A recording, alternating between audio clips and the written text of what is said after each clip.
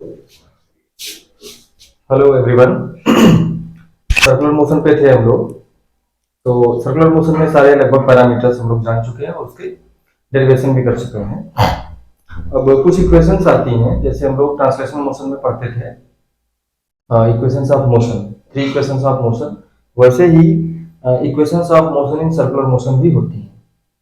तो उसके बारे में थोड़ा हम देख लेते हैं पैरेलल में। इधर हम ट्रांसलेशनल मोशन की इक्वेशंस लिखेंगे, इधर रोटेशनल और सर्कुलर दोनों में वही इक्वेशन काम करेंगे, क्योंकि एंगुलर मोशन की जो इक्वेशंस होती हैं वो सर्कुलर और रोटेशनल मोशन दोनों में काम करती हैं। Angular motion is the general motion which is divided into rotational and circular motion. ठीक है, तो जिस चीज से हम लोग पहले से वाकिफ हैं, पता है, उसको पहले देख लेते हैं। जैसे ट्रांसलेशनल मोशन में हम लोग क्या करते थे, एक यूनिट इनिशियल वेलोसिटी होती थी, एक फाइनल वेलोसिटी होती थी after time t, and displacement after time t s। ये चार पैरामीटर्स होते थे और साथ में acceleration of the body. But ये इक्वेशंस ऑफ मोशन जो हम लिखते हैं ट्रांसलेशनल मोशन में, वो फॉर कांस्टेंट a के लिए लिखते हैं, ये याद रखिएगा, फॉर कांस्टेंट a। अगर एक्सीलरेशन कांस्टेंट है ट्रांसलेशनल मोशन में, तो उसके लिए तीन इक्वेशन हम लोग जानते हैं।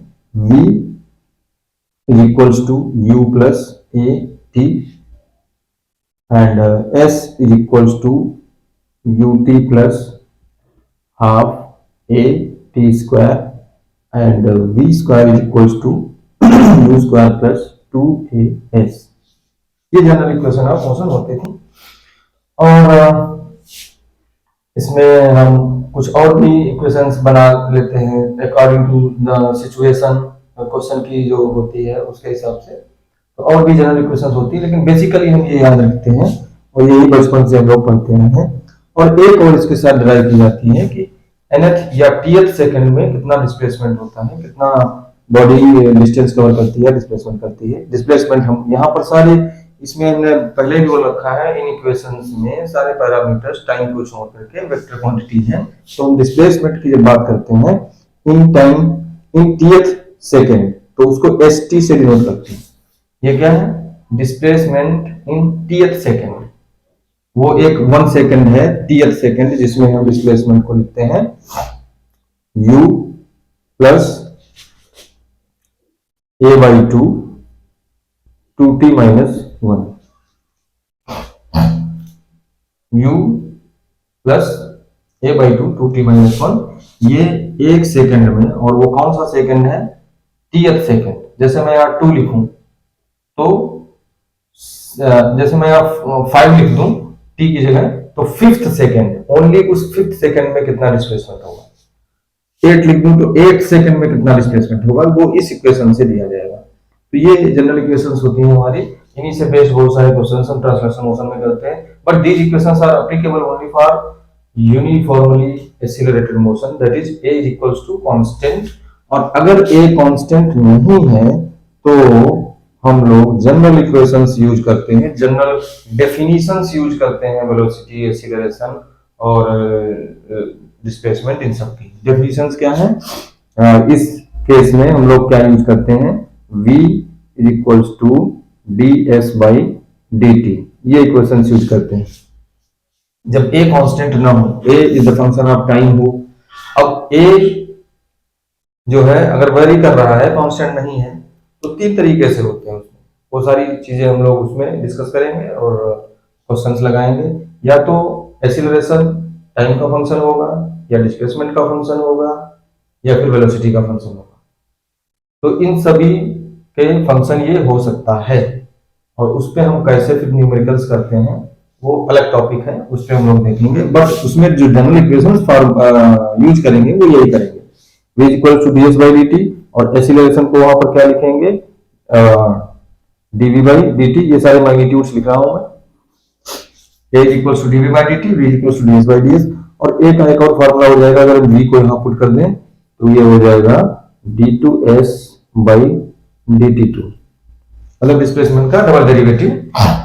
और एक और फार्मूला लिख सकते हैं इसको, अगर हम यहाँ ds और ds, इसी में a is equals to इस dv by dt में ही क्या लिख दूं, यहाँ ds मल्टीप्लाई कर दूं, यहाँ ds, तो ds बाई dt क्या हो गया v, और ये dv बाई ds, तो इसको हम और क्या लिख सकते हैं v dv बाई ds।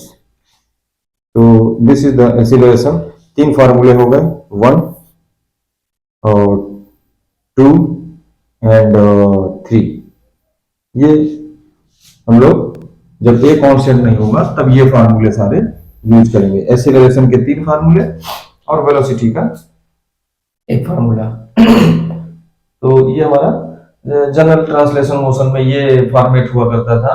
जब ए कांस्टेंट नहीं है तो ये सारी इक्वेशंस यूज करके हम क्वेश्चंस लगाते हैं, ए कांस्टेंट होगा तो इन सभी का यूज करके इक्वेशंस लगाएंगे, और इसमें सारे पैरामीटर का मतलब हमने बता दिया आपको।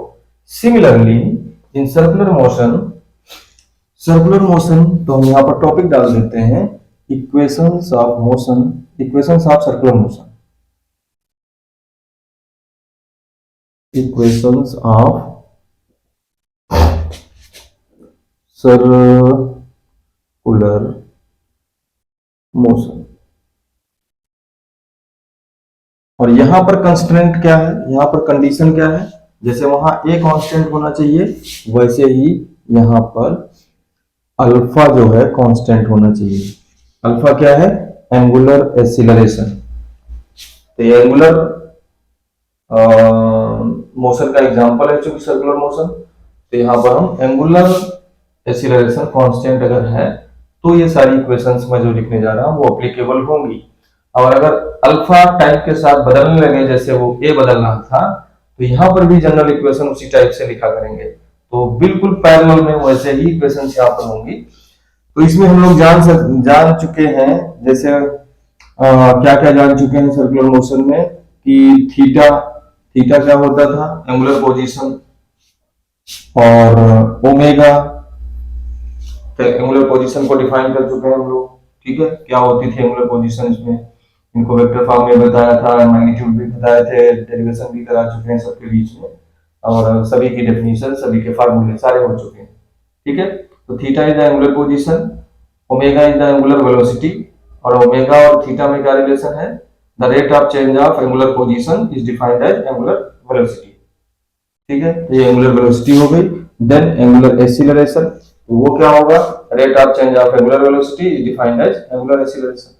तो rate of change of angular position क्या होगा, एंगुलर वेलोसिटी होगी, और rate of change of angular velocity क्या होगी, एंगुलर एक्सीलरेशन होगा, ठीक है। ये एंगुलर क्वांटिटीज हमने बताई थी, इनको एक्सियल वेक्टर्स भी कहते थे, और कैसे कैसे इनकी डायरेक्शन होती है वो सारी चीजें। और इसके फर्दर हमने एक और बताया था कि टेंजेंशियल कंपोनेंट ऑफ वेलोसिटी, ठीक है, वो होता है v, उसका मैग्नीट्यूड, तो स्पीड हो गई v, ठीक है, स्पीड मतलब मैग्नीट्यूड ऑफ टेंजेंशियल वेलोसिटी, ठीक है। तो ये टेंजेंशियल स्पीड हो गई, और साथ में एक और पैरामीटर आता था टेंजेंशियल एक्सीलरेशन, और एक और पैरामीटर आता था रेडियल एक्सीलरेशन।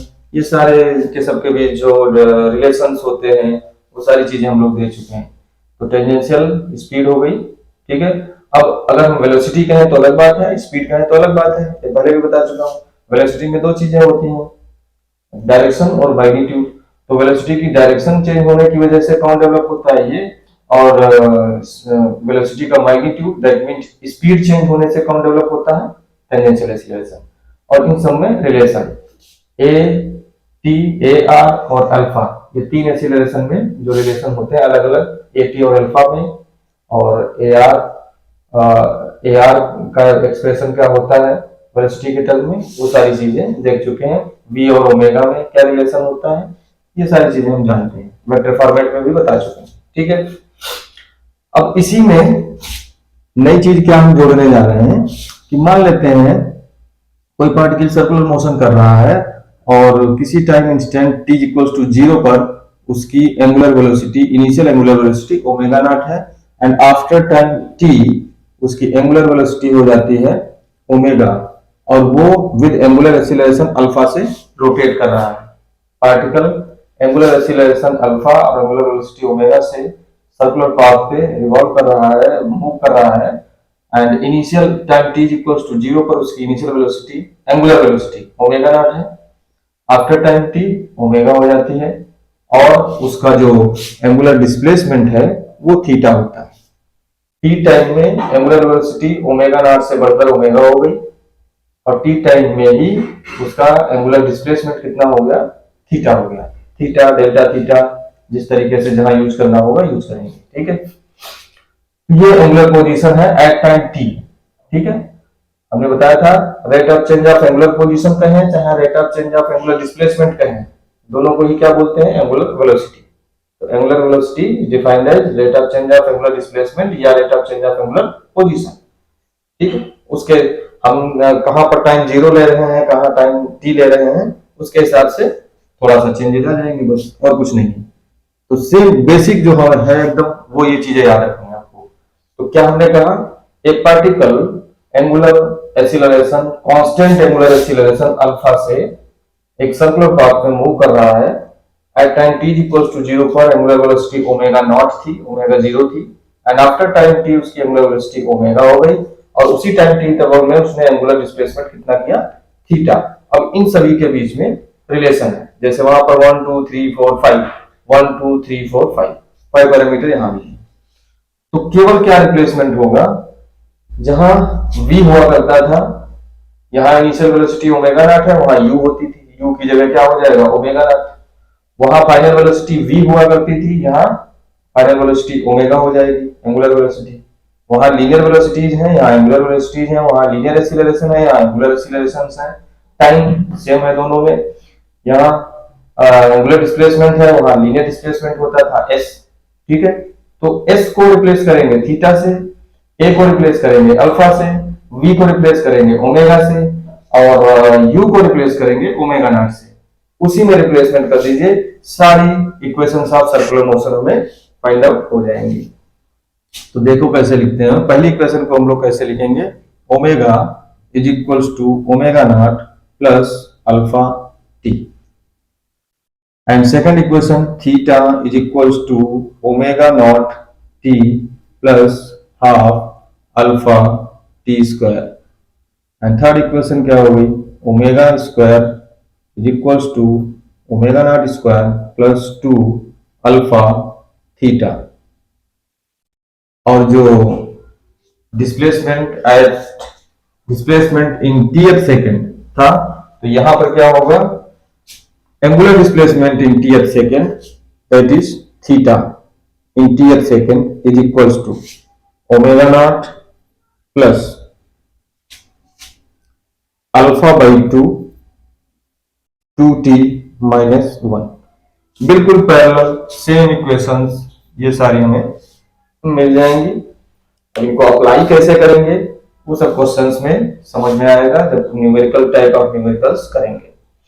तो ये जब अल्फा कांस्टेंट होगा उसके लिए है, और अगर अल्फा कांस्टेंट नहीं है, अल्फा कांस्टेंट नहीं है तो बेसिक जो डेफिनेशंस हमने पढ़ी थी वो यूज करेंगे। क्या, अल्फा की डेफिनेशन हुआ करती थी D omega by D T, और इसी को दूसरे फॉर्मेट में भी लिख सकते हैं। क्यों, क्योंकि हम ओमेगा जानते हैं, ओमेगा को क्या लिखा करते थे, D theta by D T, rate of change of angular position या एंगुलर डिस्प्लेसमेंट, वो ओमेगा हुआ करता था। यहां रखेंगे तो दूसरी इक्वेशन अल्फा की आ जाएगी d two theta by D t two, double differentiation of angular displacement. एक और इक्वेशन लिख सकते हैं यहां से, इसी को हम कैसे लिखेंगे, D omega by D T into D theta by D theta. तो D theta by D T क्या है, ओमेगा हो जाएगा, ये हो जाएगा omega into D theta by, ये हो गया ओमेगा, और ये D omega by D theta, D omega by D theta. तो 1 2 एंड 3 तीन इक्वेशन अल्फा की भी हो गई, जस्ट पैरेलल उसी की तरह, ठीक है। ये एंगुलर एक्सीलरेशन की तीन इक्वेशंस हम यूज करेंगे जब अल्फा कांस्टेंट नहीं होगा, और ओमेगा की इक्वेशन ये होगी D theta by D T. तो कुल मिलाकर हमारे पास इसमें भी 4 इक्वेशन है, 3 है अल्फा की एंगुलर एक्सीलरेशन की, और चौथी है एंगुलर वेलोसिटी की, ठीक है, या magnitude of angular velocity, omega angular speed भी कहते हैं इसको, ठीक है। ओके, तो ये सारा का सारा जस्ट उसी के पैरेलल है। ये किसके लिए है? ट्रांसलेशनल मोशन के लिए, ट्रांसलेशनल मोशन उसके लिए है, और ये है अपना सर्कुलर मोशन के लिए। अब एक बात और इसमें जानने वाली है, जो हमने ये सारे इन सभी पैरामीटर्स में v, at, ar इन सब में रिलेशंस लिखवाए थे, उनके बारे में एक चीज और जान लेते हैं। जैसे हमने कहा था कि रेडियल एक्सीलरेशन जो होता है वो क्या होता है? v स्क्वायर बाई r, और टेंजेंशियल एक्सीलरेशन जो होता था वो r इंटू अल्फा। और इसकी डेफिनेशन बेसिक क्या हमने बताई थी? D v by D t ये होता है। और ये अल्फा ए आर हो गया, ए टी हो गया अपना, और v इक्वल्स टू क्या होता था? R omega. ये कुछ बेसिक डेरिवेशंस हमने कराए थे, ठीक है। और फिर uniform non uniform circular motion में क्या क्या होता है वो सारी चीजें हमने डिस्क्राइब कर रखी हैं। ये कुछ बताया गया था। इसमें ये याद रखिए, ये जो v है, ये v है क्या? ये है वेलोसिटी का magnitude, that means speed, tangential velocity का मैग्नीट्यूड। ओके, तो इसको हम ऐसे भी लिख सकते हैं, d by D T. v को कैसे लिख सकते हैं? मॉड v, ठीक है। Rate of change of speed is defined as tangential acceleration, और उसी को प्रूव किया था r इंटू अल्फा के बराबर। ओके, अच्छा जी। सिमिलर यहां पर भी हमने इसको ऐसे लिखा था, r D theta by D T, क्योंकि omega D theta by D T है। ये सारी चीजें हो चुकी हैं। मैं बताना ये चाह रहा हूं, कभी भी इस तरीके से लिखा हो d v by D t, this is not equals to d v by D t. ये टेंजेंशियल एक्सीलरेशन को ओनली रिप्रेजेंट करता है। यहां पर कोई वेक्टर साइन नहीं लगा या मॉड लगा हुआ है, दैट मीन्स वेक्टर फॉर्मेट में नहीं लिखा हुआ। तो ये dv बाई dt और d vector d by dt of vector v, ये दोनों डिफरेंट है। ये क्या है? ये बताता है net acceleration of the body, total acceleration, और ये नेट एक्सीलरेशन बताएगा आपको। और ये केवल कौन बताएगा? Tangential acceleration. तो याद रखें हमेशा कि d v by D t is not equals to d by D t of mod v। ये नहीं होता है इन जनरल, ठीक है। तो ये एक पॉइंट था बताने वाला। दिस नेट एक्सीलरेशन को शो करता है, ये टेंजेंशियल एक्सीलरेशन को शो करता है। जबकि नेट एक्सीलरेशन, और अगर हम मॉड ले लें ये dv बाई dt, ये भी is not equals to dv by dt, या फिर d, और इसको हम v की जगह क्या लिख सकते हैं? मॉड v, ऐसे भी लिख सकते हैं। d by D t of mod v के बराबर ये नहीं होगा, या केवल dv बाई dt के बराबर ये नहीं होगा, ठीक है। ये गलत होगा लिखना। ऐसा नहीं कि मॉड हटा के यहां अंदर लगा दे जाके, ये इन जनरल सही नहीं है, ठीक है। क्योंकि ये जो है मैग्नीट्यूड ऑफ नेट एक्सीलरेशन है, और ये है मैग्नीट्यूड ऑफ टेंजेंशियल एक्सीलरेशन, इसलिए कभी इक्वल नहीं होंगे। हम ये कह सकते हैं कि dv बाई dt जो है ये नेट एक्सीलरेशन है, और ये किसके किसके बराबर होगा? रेडियल एक्सीलरेशन के और प्लस टेंजेंशियल एक्सीलरेशन के वेक्टर सम के बराबर। ये बात सही है। ये नेट एक्सीलरेशन है, ये रेडियल और टेंजेंशियल एक्सीलरेशन के सम के बराबर होगा, और ये दोनों 90 डिग्री पे होते हैं। तो अगर हम इनका मॉड निकालना चाहें, mod dv by dt, this is equals to under root इसका स्क्वायर, इसके मॉड का square, that means a square plus a tangential square. और ये बातें सब हो चुकी हैं, ठीक है। at को क्या लिख सकते हो? dv बाई dt, तो ये dv बाई dt का होल स्क्वायर। ar को क्या लिख सकते हो? v स्क्वायर बाई r, और एंगल वेंगल, ये सारी चीजें हो चुकी हैं। तो एक्स्ट्रा हमने ये एक चीज बताई आपको, क्योंकि इसमें कंफ्यूजन रहता है काफी बच्चों को, तो ये बात याद रखनी है आपको कि इनका मीनिंग क्या है। ठीक है, बाकी हमने जो इस लेक्चर इस वीडियो में मेन चीज क्या बताने के लिए ये वीडियो बनाई थी, इक्वेशंस ऑफ सर्कुलर मोशन, और साथ साथ में हमारी टेंजेंशियल ट्रांसलेशनल मोशन की भी इक्वेशन हो गई। यही पैरेलल में अब इन पे बहुत सारे क्वेश्चंस आते हैं, जेई मेंस, नीट्स में बहुत भर भर के क्वेश्चन आते हैं, टाइप ऑफ क्वेश्चन चेंज होता रहता है, और उसको हम कैसे, यहाँ पर जब एक कांस्टेंट नहीं होता है तो इंटीग्रेशन डिफरेंशिएशन यूज होता है, यहाँ पर भी इंटीग्रेशन डिफरेंशिएशन यूज होगा, और जब एक कांस्टेंट रहेगा तो डायरेक्ट इक्वेशंस हमारे पास हैं अप्लाई करने के लिए। ठीक है, और बाकी ये जो चीजें प्रूव कर चुके हैं उसमें कुछ मिसकंसेप्शंस जो थे वो हमने बताया कि ये हमेशा इसके इक्वल नहीं होता है। ठीक है, ये डिफरेंट चीज है, ये डिफरेंट चीज है, उसका क्या मतलब है वो आप जानिए। इसमें इतना ही, बाकी आगे हम देखते हैं। Thank you.